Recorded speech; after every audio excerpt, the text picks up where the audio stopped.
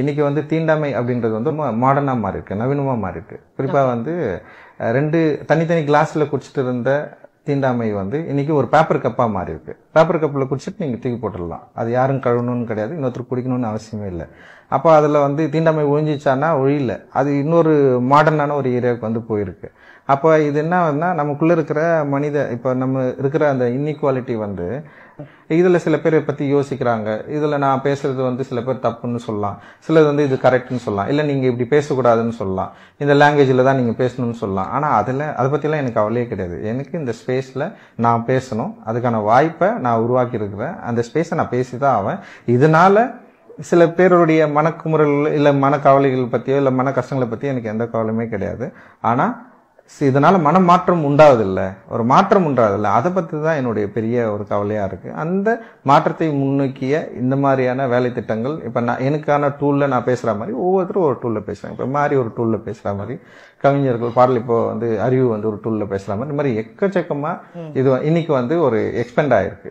இது வந்து நெக்ஸ்ட் லெவல்ல இன்னும் எக்ஸ்பெண்ட் ஆகி மக்கள் தங்களுக்குள்ள இருக்கிற இந்த முரண்களை சரி பண்ணுவதற்கு வெறுமனே வந்து கல்வி மட்டும் இல்லாம பகுத்தறிவோடைய ஒரு சமூக கல்வியை கத்துக்கிறப்போ டெஃபினட்டா இந்த சேஞ்ச் கிரியேட் ஆகும் நம்புறோம். இது நம்ம ஸ்டார்ட் பண்ணல, நிறைய பேர் ஸ்டார்ட் பண்ணுது. புத்தர்ல இருந்து ஆரம்பிக்குது. இது கிட்டத்தட்ட 2000 ஆண்டுகளுக்கு முன்னாடி புத்தர் ஆரம்பிச்ச அந்த வேலை இன்னைக்கு வரைக்கும் தொடர்ந்துட்டு இருக்கு. அது வந்து இன்னும் தொடரக்கூடாதுன்னு தான் நம்மளுடைய விருப்பம், எல்லாருடைய விருப்பமே.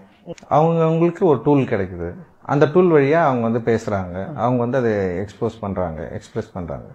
இப்போ இது அடுத்த ஜெனரேஷனுக்கு வந்து இப்ப ஒரு மாடர்னான இப்ப இருக்கிற ஒரு டிஜிட்டல் யுகத்துக்கு வந்து நம்ம சேர்ந்துருக்கிறோம். இப்ப நான் ஒரு கருத்தின் அடிப்படையில் செயல்படுறேன். அப்படி இருக்கிறப்போ வந்து இதுக்கப்புறம் பின்னாடி வரப்போ மாரி செல்வராஜோடைய கருத்தும் ஒண்ணு சேர்றப்போ தான் நம்ம ஒண்ணு சேர்றோம். சினிமா தான் எங்களை ஒண்ணு சேர்த்ததுன்னு கூட சொல்லலாம். சினிமா பிளஸ் வந்து என்ன திரையில நம்ம என்ன கருத்து சொல்ல போறோம், இதுதான் வந்து 2 பேருக்குமான உறவு அப்படின்னு நான் நினைக்கிறேன். இதுல இருந்துதான் எல்லா அன்பும் எல்லாமே வந்து உருவாகுது. இதுதான் வந்து எல்லாத்தையும் வந்து தீர்மானிக்குது அப்படின்னு நான் நினைக்கிறேன், தீர்மானிச்சதுன்னு நினைக்கிறேன். நான் வந்து எப்படின்னா ஆக்டர்ஸை நான் முதல்ல தேர்ந்தெடுக்கிறப்பவே சரியான ஆக்டர்ஸை தேர்ந்தெடுக்கணும்னு நான் நினைப்பேன். நான் அது யாரா இருந்தாலும் வந்து இப்போ வந்து நான் வந்து நடிப்பு சொல்லி கொடுக்க கூடாதுன்னு நான் ரொம்ப கவனமா இருக்கிறேன். ஏன் சினிமாவுக்கு நம்ம வந்து என்ன வேணா கத்துக்கலாம். சினிமாவை நம்ம வந்து ஸ்கூலுக்கு போற மாதிரி தான். ஒரு ஸ்கூலுக்கு போய் அந்த ஸ்கூலோட அட்மாஸ்பியர் நம்ம செட் ஆகும். போகும்போது நம்ம நார்மலா தான் போவோம். போனதுக்கு அப்புறம் நம்ம அந்த ஸ்கூலோட விதிகளுக்கு உட்பட்டு வேற ஒரு மாணவனாக வாய்ப்பு இருக்கு.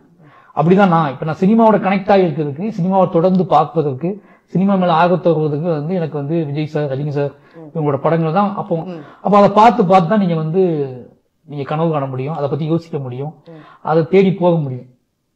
அப்படிதான் சினிமா வளர்றதுக்கு இவங்களாம் முக்கியமான காரணம். சினிமாவை அந்த மீடியாவை வந்து மீடியா தெரிஞ்சுக்கணும் ஆர்வம் இருக்குல்ல, அந்த மீடியாவை நோக்கி நம்ம போகணும் அப்படிங்கிற ஆசைக்கு வந்து இவங்க எல்லாம் காரணம். ஏன்னா வேற எந்த இதுவுமே கிடையாது, அந்த படங்கள் மட்டும் தான் போட்டே இருப்பாங்க, அதை கொண்டாடிட்டு இருப்பாங்க மக்கள்.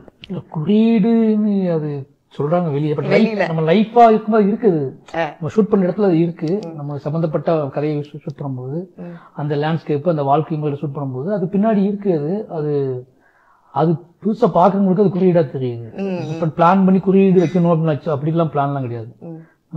நம்ம உருவாக்கிக்கிட்டு இருக்க கதை அது எந்த லேண்ட்ஸ்கேப்ல நடக்குது, எந்த மக்களுக்கு நடக்குது, அது அவங்க வாழ்க்கையோட என்னெல்லாம் பின்னி பிணைஞ்சு கிடக்குது, அதை தான் நம்ம மையப்படுத்துறோம், அதை தான் நம்ம விஷுவல் பண்றோம். அது வந்து மத்தவங்களுக்கு அது குறியீடா அது பெரிய விஷயமா தெரியும் போது ரொம்ப ஆச்சரியமா தான் இருக்கு.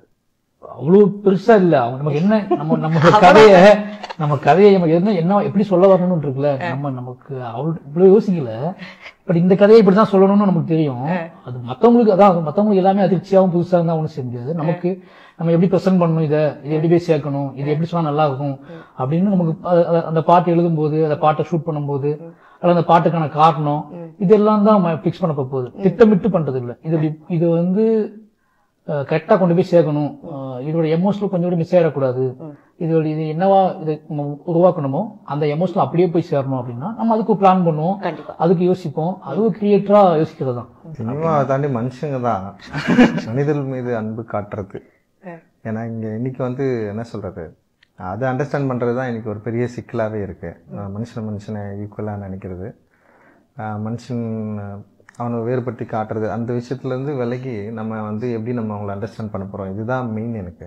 ஆனா வந்து ஜாலியா இருக்கிறதுனா வந்து இப்போ அது எப்பவுமே நார்மலா இருக்கிறது தான் ஜாலியா. நான் வந்து அசிஸ்டன்ட் டைரக்டரா இருக்கிறப்போ நான் ஒவ்வொரு ஆபீஸும் போய் நிக்கிறப்போ ஆபீஸ் உள்ளே போகாம வெளியே நின்று நான் வந்திருக்கிறேன். டைரக்டா பார்க்க முடியாது. ஓகேவா? ஆனா ஆபீஸ்ல உட்காருது அப்படின்றது வந்து ஒரு சேலஞ்சு தான் அது. அப்ப நான் என்ன பண்ணுவேன்னா, என்னை பார்க்க வரவங்கள டெஃபினட்டா வெளியே நிக்க கூடாது. ஃபர்ஸ்ட் ரூல்லே அதுதான், வெளியே நிக்க கூடாது, ஓரமா இருக்கக்கூடாது, வந்து ஆபீஸ்ல உட்காரணும். ஓகேவா? ஆபீஸ்ல உட்கார்ந்ததுக்கு அப்புறம் ஆபீஸ்ல வந்து இருக்கிற ஆபீஸை பார்த்துக்கிறவங்க அவங்களுக்கு தேவையானதை வந்து நம்ம அவங்க தரணும் அப்படின்னு அவங்ககிட்ட ஆல்ரெடி சொல்லி வச்சு அவங்களும் முடிவு பண்ணிட்டாங்க. அதனால டெஃபினட்டா வந்து சாப்பாடு இது எல்லாமே வந்து எந்த பிரச்சனையும் இல்லாம இருக்கணும் அப்படின்றது ஒண்ணு. இன்னொன்னு வந்து என்னன்னா, அவங்க வேலை கேட்க தானே வராங்க, வேற எதுவும் கேட்க வரல. அதனால வேலை கேட்க வரவங்களுக்கான கரெக்டான ஒரு தேவையை நம்ம அந்த ட்ரீட்மெண்ட் பண்ணி நம்ம அனுப்பணும் அப்படின்னு நம்ம நினைக்கிறோம்.